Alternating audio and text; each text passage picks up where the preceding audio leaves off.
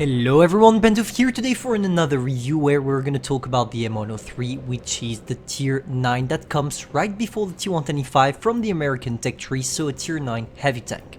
There are several things to say about this tank because a lot of people will consider it as a medium and the other will just say that the tank sucks. So let's try to clear your mind about what this tank is capable of.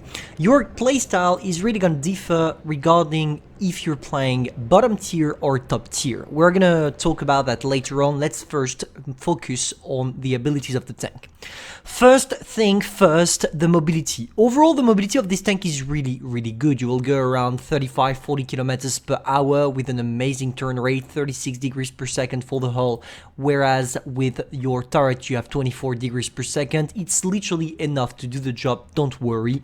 If we take a look at the gun, you have an amazing gun dispersion, good GPM, not the best but average. The reload time is fine as well, only 9.5 seconds. The penetration is really good, 258 with your regular shell and 340 with your heat shell, which makes it quite easy for you to penetrate targets even at tier 10. The average damage are the same as the one you have on T125, so 400 with your regular, 340 with gold and 515 with HE. And the only problem, it's not really a problem, but I mean you only have 8 degrees of gun depression with this tank. I would love Wargaming to implement maybe 2 more degrees so it has 10 degrees like the T125. That would be cool. But that's only my opinion of the tank. So overall, this tank has a really good mobility and a really good gun. Of course, when you have mobility and gun, you know that the problem with the tank is the armor. We're going to talk about that later. Let's first focus on what I'm equipping my tank with. I first go for the gun rammer because you have enough penetration. You definitely don't need to go for calibrated shells. After I go for the enhanced gun lane drive to reduce my aim speed. And finally I go for the refined gun because most of the time, as with this tank you're going to be in all down, you will take your time to shoot, not shooting while moving. That's why I go for the refined gun. But here you can go for whatever you want. It really depends on your playstyle. If you play it like a medium tank, go for the vertical stabilizer. If you play it like a heavy tank, go for the refined gun. Now, for the vitality, I go first for the defense system because I'm not gonna ram anybody. After I go for the improved assembly because my overall armor doesn't allow me to make enhanced armor worth it. After I go for the toolbox because enhanced track is worthless. Improved optics because I don't need a camo. I'm not gonna camp because I'm a heavy tank. Engine accelerator because I told you your mobility overall is good, so why not improve it just a little bit. And finally, eye and consumable because with 9.5 seconds of reload, I would rather have a longer adrenaline than being able to use it more often. But it all depends on you. Here it really depends on what you want. I would rather have a longer adrenaline, so I go for the high-end consumable, but you could go for the consumable delivery system as well. Let's talk about the armor profile, which is gonna be the nightmare with this tank. First thing first, you have the traditional weak spot, which is the lower part of the hull. Here, nothing really new. You also have the cupola, which is easily penetrable by mostly all tier 9 and tier 10 included. But the main problem with this tank is its turret cheeks. You have a huge gun mantlet, which is impenetrable. Everybody that will shoot there will not be able to penetrate. But here, it's on another level. In terms of armor, it's literally paper and it makes it so freaking easy to penetrate this area that all down with this tank is impossible. That's why most of the time when I'm playing with this tank, I'm not trying to all down because you can't, literally you can't. Look at this. I mean, if someone is face hugging you, it's gonna be really easy for them to penetrate. If they are from long distance, it's not a problem as well because as soon as they load gold, it's gonna make it even more easy for them to penetrate. And that's why, in my opinion, you have to play it like a medium tank. Also, your turret is extremely rounded, even if you don't feel like it is in the game. But it means that as soon as you turn even just a little bit your turret like that, it's gonna make it even easier for your opponents to penetrate tier 8 included. So with this tank, it's either you stay straight in front of your opponent, you sneak your shot and you go back without wiggling. If you wiggle, you're gonna get penetrated with this tank.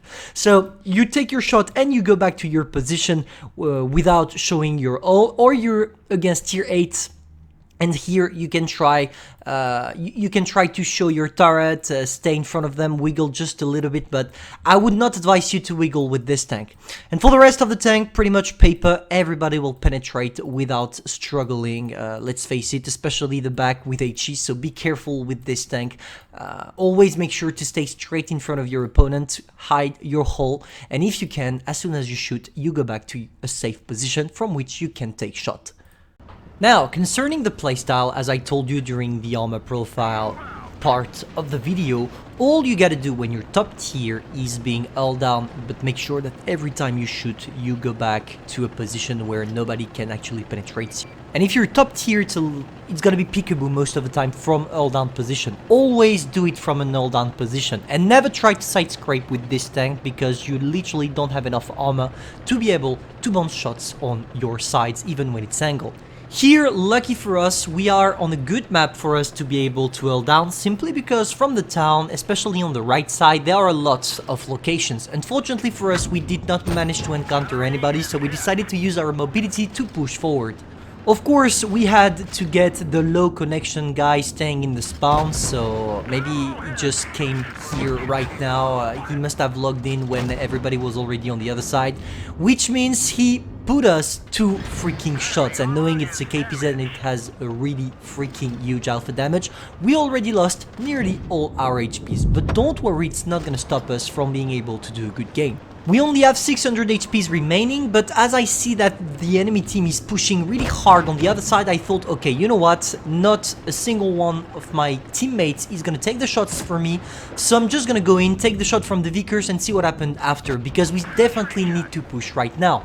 And it's important to understand that when you're top tier, and not just because you're playing an M103, but with nearly every single tank when you're top tier, make sure that if you're playing with a heavy, you play aggressively. You are here for that, you are here to take shots. Of course, here I should have waited for the KV4 to go in, but sometimes, you know, time is against you, and when time is against you, you gotta make choices. Now, coming back to what we have to do, we always need to find a position from which we can hold down. For the moment, they are not watching me, so I don't really care. I can single-handedly take my shots, put my shots, and just crawl back to a safe position. But now I feel like, okay, they are gonna push, and as they are gonna push, they are gonna try to look forward to kill those of us who are low HP, and I'm one of them. That's why I go into an held down position. From here, as you can see, the 75 that bounced, that was logic. The charioteer that tried to sneak an hash shell on me, and as you can see, it didn't penetrate, but even shooting at my freaking turret with hash shell, he managed to do 240 freaking alpha damage, and that shows you how weak your turret is. Here we are against D75, and what I'm gonna do here is really important that you understand. I have a cupola. I know the E75 is trying to get my cupola, so I'm trying to use my cover, moving from front to the back to avoid taking the shot in the cupola or even into the gun mantlet. I make it quite hard for the E75 to aim. He did not manage to aim, which allowed me to destroy the guy. That's something you're gonna do quite often with your M103, especially when you're playing against tier 10, because if you stay straight in front of your opponent without even trying to move your turret, I can guarantee you that 1 out of 2 shots is gonna penetrate and you're gonna get your ass clapped. But here we ended up doing a good game. Luckily for us, we managed to bounce those 2 shots coming from the ML1, which lead us to the victory and 4.2k damage. As you can see, all I did was hiding, trying to use my mobility at the beginning of the game to take an advanced hold down position, and every time I shot, I crawled back to a safe position. Don't try to brawl with the M103, you're not made for it, and you are gonna get literally annihilated if you do that. So be careful while playing this tank. That's the only and main advice I can give you, because it's not like an E75, you can just brawl in and destroy everybody hoping for your armor to do the job because you don't have armor. Thank you all for watching and see you soon.